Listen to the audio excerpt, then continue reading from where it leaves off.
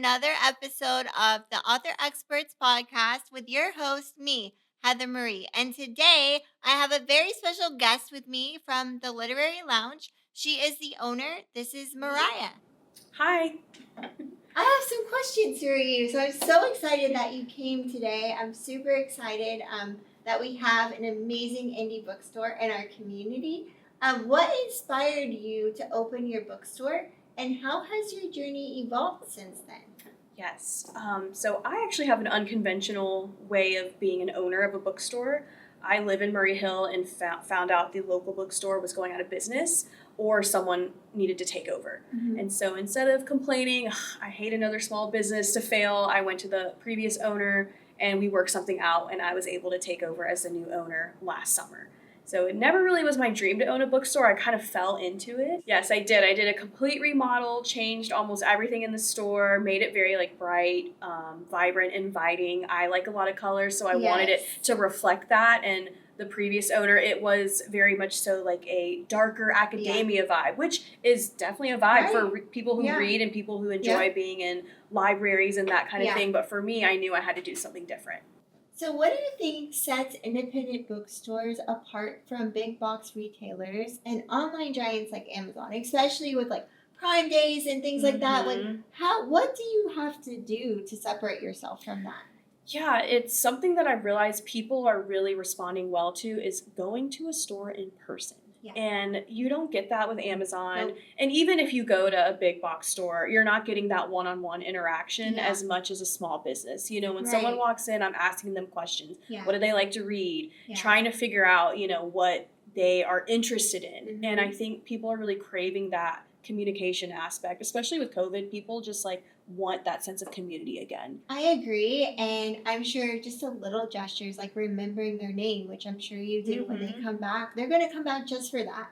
Not necessarily because they could go anywhere else, but they're going to have that engagement with you and that connection with you to bring them back and to want them to support you and the bookstore to be successful. Absolutely. It's so funny. They're very shocked when I remember that. I'm like, oh, hey, how was that book that you read last week? They're like, whoa, you remember that? And I'm up there pretty much every day that I just, remember these people. And it's so funny. They think it's so shocking. And I think that's what people are craving. They're missing that piece. And, we talk about supporting small businesses, but how are small businesses going to support their customer base? That's really important too, to know someone's name and have them as a regular. Yep. It really helps separate yourself too, I feel like, because even grocery stores, if you have a small mom and pop versus another store, and the other store might be cheaper, but if you're getting that people encounter the conversation, because now in this world with social media and everything else, it's kind of drifting. You don't really have those personal connections anymore. So I think what you have is very, very special. So what has been one of your proudest moments as a bookstore owner?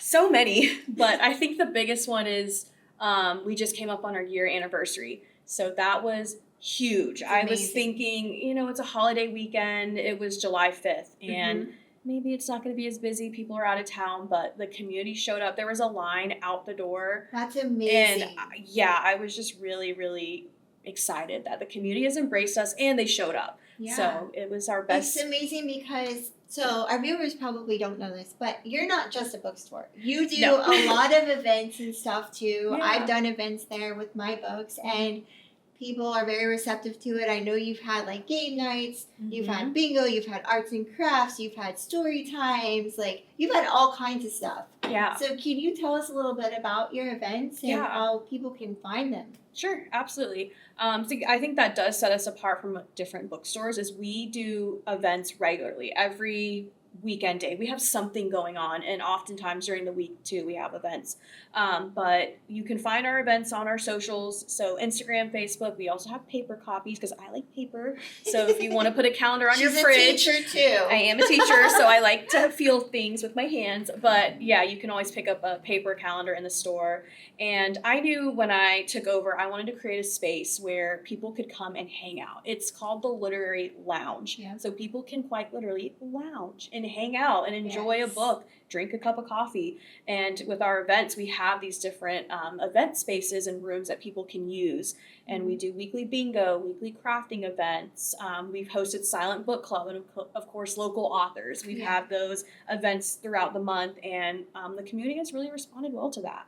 And that's amazing, because when I saw you pop up for the first time, like, we've had several like indie bookstores and they kind of just slightly slide, but I think what you're doing, it separates you from everyone else because you're not just a bookstore.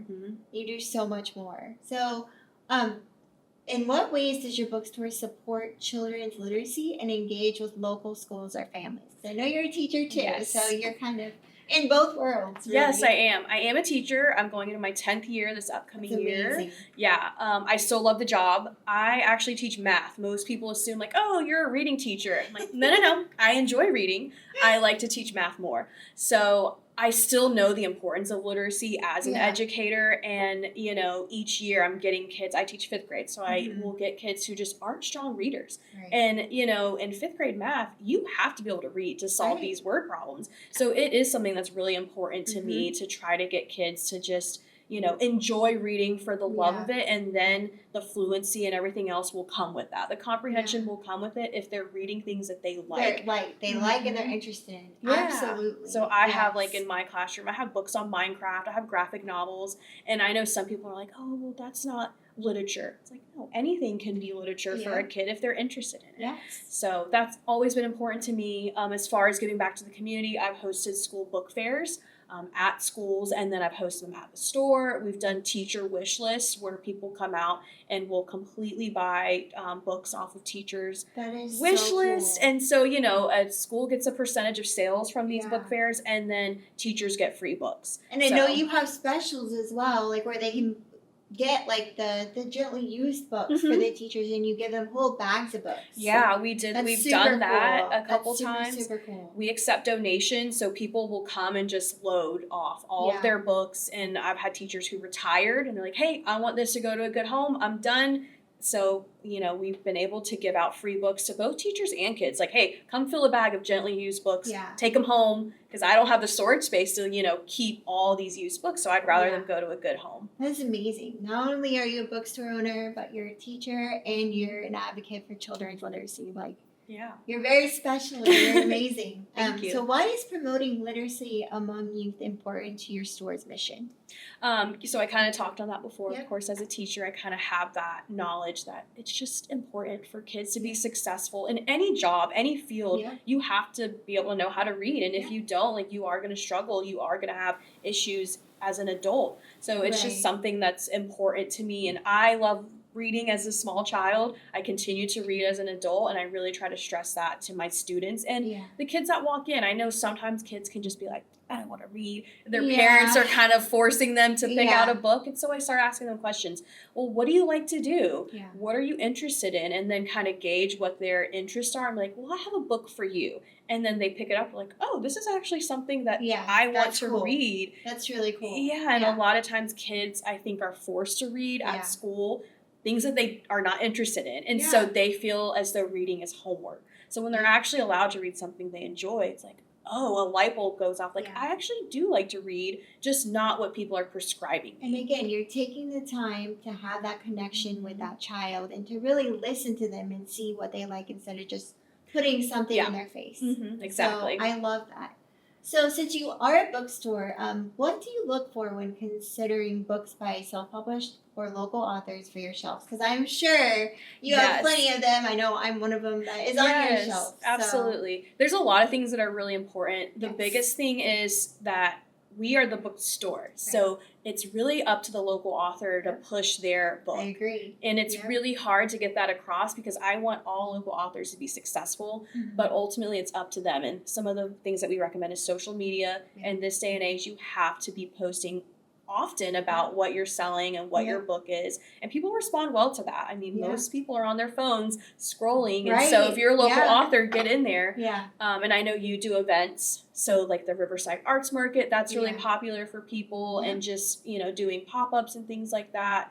And schools, preschools, daycares, summer camp. Absolutely. There's so book clubs, like it's endless. Yeah, there's a lot of ways for people to like get out there and promote their own books. And also story times in your store. Yeah, that's really helpful because parents are always wanting to have their kids get out the house and do something. And if you're like, hey, I want to do a reading of my book, parents respond really well to that. Yeah. So what would be the biggest piece of advice you would give to an independent author? Get in the groups. I know there's different local author groups like, hey, this is a good resource. Yes. Why don't you message these folks? They've done it. Yeah. I know there's a lot of local authors who are willing to share what they've kind of gone through and how to help those people. And then to the social media aspect, that's so important. Yeah. And I always tell local authors or anyone, I don't judge a book by its cover, but I am less likely to pick up a book if the cover is not reflecting the story. You know, and so that's especially for children's picture books. 100%. Like that's what people see. That's as soon as they look at a book, they're seeing the cover. So your cover has to have really good artwork on it for people to even want to think about picking it up. Yeah, that's a great piece of advice.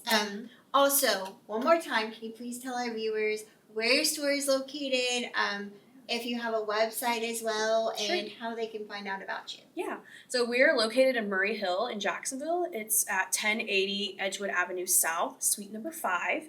And we don't have a website. We're just really on social media. So Instagram, Facebook, that's where you can find all of our events and all of our postings is on there. And people seem to respond really well to that. Yeah. I think a lot of people nowadays are on social media, and that's where they're signing up for things anyway. So, I mean, I've signed up for several of your events on Instagram. So it's very easy, very accessible. Well, thank you so much for being on Author Experts podcast today. And you are an amazing, amazing aspect to this community. And I'm excited to see what you do in the future. Thank you so much for having me. Thank you for joining us for another episode of the Author Experts podcast by your host, me, Heather Marie. We will see you next time.